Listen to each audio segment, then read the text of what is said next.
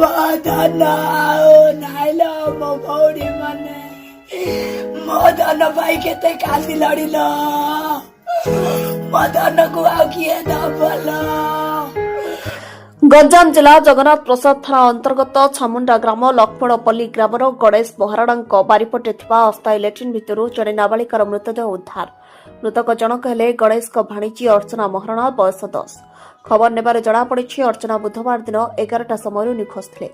ମାମୁ ଗଣେଶ ଭାଣିଜୀ ଅର୍ଚ୍ଚନାକୁ ଖୋଜାଖୋଜି କରି ନ ପାଇବାରୁ ଦିନ 4ଟାରେ ସ୍ଥାନୀୟ ଥାନାରେ ଏକ ନିଖୋଜ ଅଭିଯୋଗ ଦେଇଥିଲେ। ତେବେ ଘରକୁ ଆଣି ଘର ବାରିପଟେ ଥିବା ଅସ୍ଥାୟୀ ଲାଟ୍ରିନ୍ରେ ଭାଣିଜୀଙ୍କ ମୃତଦେହ ପଡ଼ିଥିବା ଦେଖିଥିଲା ବେଳେ ଏଥିରେ ଏକ ଜରି ପାଲଟା ଘୋଡ଼ାଯାଇଥିଲା।